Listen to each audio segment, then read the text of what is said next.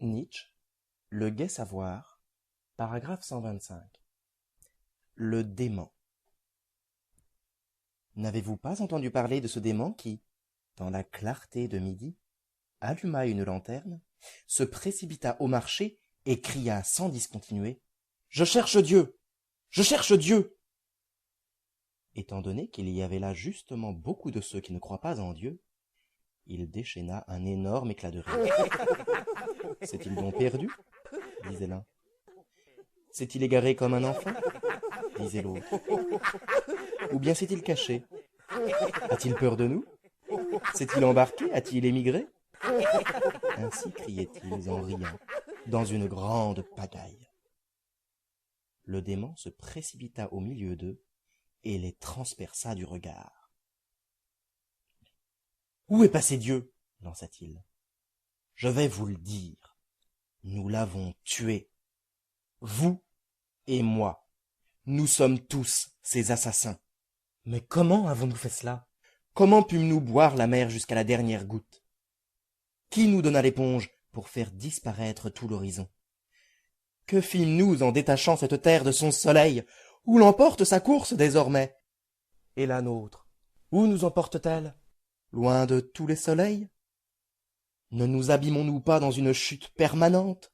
Et ce, en arrière, de côté, en avant, et de tous les côtés? Est-il encore un haut et un bas? N'errons-nous pas comme à travers un néant infini? L'espace vide ne répand-il pas son souffle sur nous? Ne s'est-il pas mis à faire plus froid? La nuit ne tombe-t-elle pas continuellement, et toujours plus de nuit? Ne faut-il pas allumer des lanternes à midi? N'entendons-nous rien encore du bruit des fossoyeurs qui ensevelissent Dieu? Ne sentons-nous rien encore de la décomposition divine? Les dieux aussi se décomposent. Dieu est mort. Dieu demeure mort.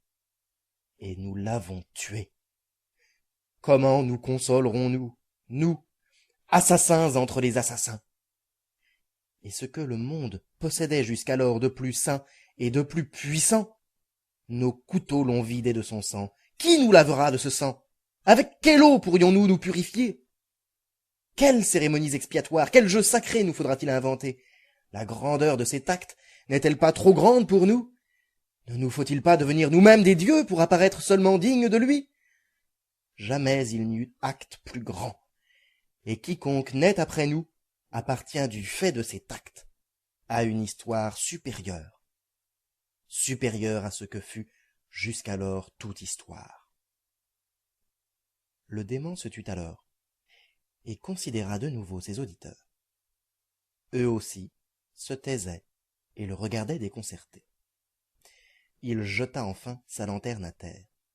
Elle se brisa et s'éteignit. « Je viens trop tôt, dit-il alors. Ce n'est pas encore mon heure.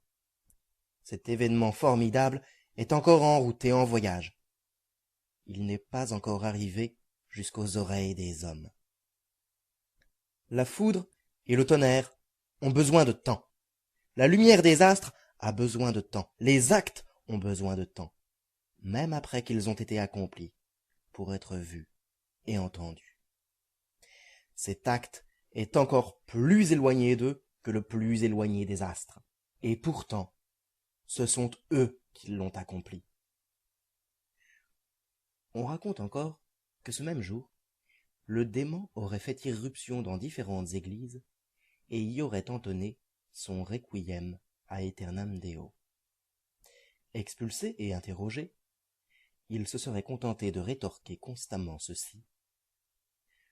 Que sont donc encore ces églises, si ce ne sont pas les caveaux et les tombeaux de Dieu?